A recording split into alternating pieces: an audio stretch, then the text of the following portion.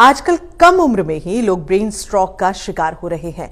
शुरुआती दौर में ब्रेन स्ट्रोक के लक्षण नजर नहीं आते, जिसकी वजह से इसका पता लगना मुश्किल होता है और इलाज भी नहीं हो पाता। हालांकि अगर थोड़ी सी सावधानी हम बरतें तो इसका पता लगाकर इससे बचा भी जा सकता है। आइए जानते हैं डाइटिशियन शिवा कुमार से कि कैसे ब्रेन स्ट्रोक से अपने आप को बचाएं।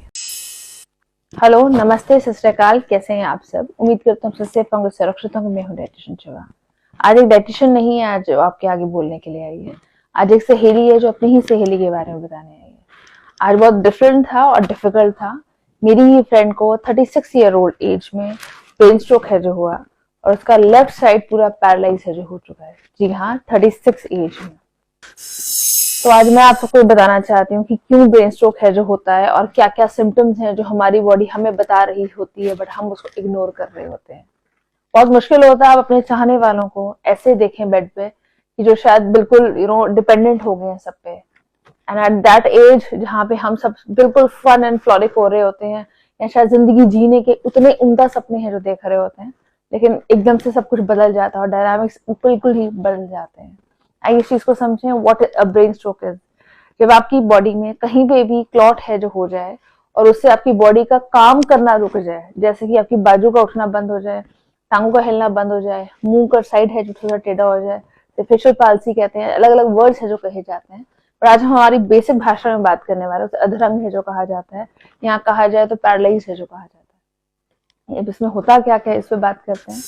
आपकी अपनी ही बॉडी अपने आप को सपोर्ट नहीं कर पाती, जैसे कि आपके हैंड्स और लेग्स हैं जो प्रॉपर मूव नहीं करते, या अगर आपको ऐसा लगे कई लोगों के दोनों अपर लिम्स या लोअर लिम्स हैं जो इफेक्ट हो जाते हैं, तो अब हर एक का इम्पैक्ट और इम्प्रिंट दोनों डिफरेंट है जो आते हैं ब्रेन पे।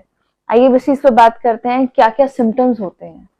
आपने कभी नोटिस किया कि हम सिरिंज से अपना सैंपल दे रहे होते हैं, कई लोग होते हैं इनका ब्लड ही नहीं आता काफी देर तक, और फिर सैंपल लेने के लिए आता है वो बोलता है अरे आपका ब्लड सैंपल तो बहुत मुश्किल है जो हो रहा है, या हम इसे बोलते हैं कि अरे बहुत गाढ़ा खून है आपका। कभी फील किया आपने? कभी खराटों की आवाज में खुद से ये फील किया है कि आपको ढंग से सांस नहीं आ रहा होता? कभी सीढ़ियां चढ़ते हुए ये फील किया है कि कितना हांफने आप लग जाते हैं? तो जी हाँ, आपकी बॉडी आपको ठीक ठीक कह रही होती है मुझे संभालिए, पर शायद हम इग्नोर करना सीख जाते हैं।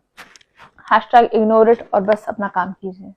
इस भागदौड़ की जिंदगी में अपने आप को हम ये तो मान जाते हैं कि थकना मना है, पर शायद अपना ध्यान रखना भी मना है, इसके ऊपर हम सोचते ही नहीं है।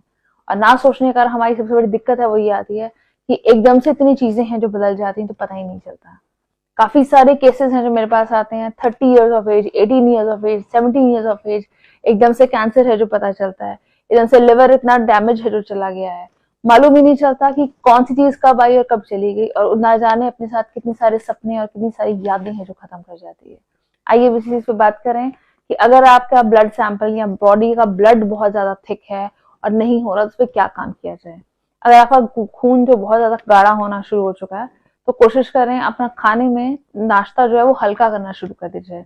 हम लोग सेल्फ डाइट पे जाते हैं, उसमें हम 3 चीजें करते हैं, या तो खाना खाना बंद कर देते हैं, या हम अपना नाश्ता है जो कर लेंगे, डिनर कर लेंगे, और लंच है जो बिल्कुल स्किप कर देंगे, या थर्ड हम बिल्कुल लिक्विड डाइट पे चले जाते हैं, जूसेस पे चले जाते हैं, वाटर इंटेक हाई कर देते हैं और वेट लॉस आ जाता है। आइए इस चीज को समझें क्या एग्जैक्टली जरूरत है जो हमें इम्प्रूवमेंट है जो अपने आप में करनी है।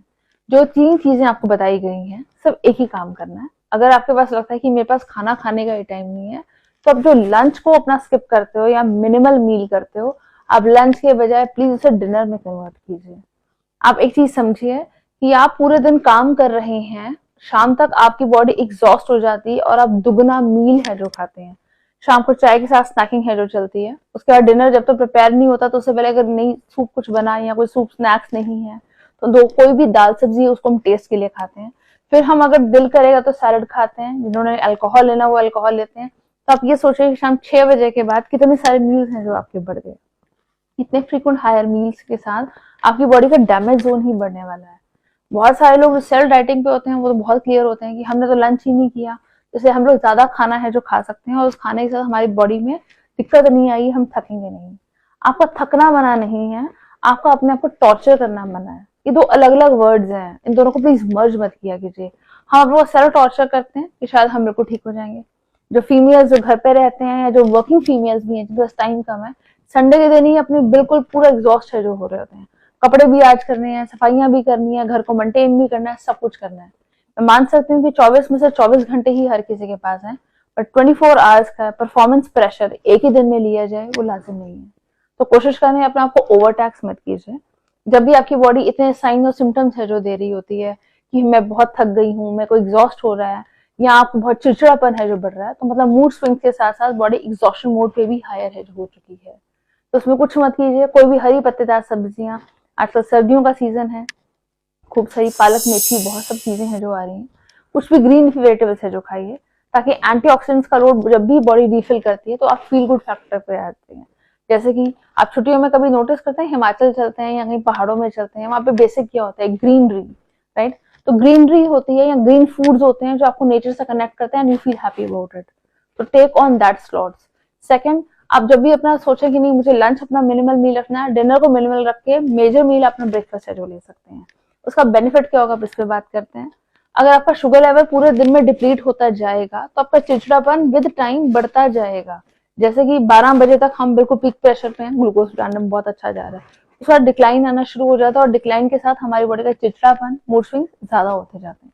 कई लोग पतले होने के चक्कर में शाम को भी नहीं खाते, रात का एक बिल्कुल लाइट मील है जो ले लिया, वो आप अपनी बॉडी को डिप्लीट जोन पे कर रहे हैं, और जिससे कि आपकी बॉडी के मसल्स एंड बोन्स दोनों इकट्ठे वीक होते हैं।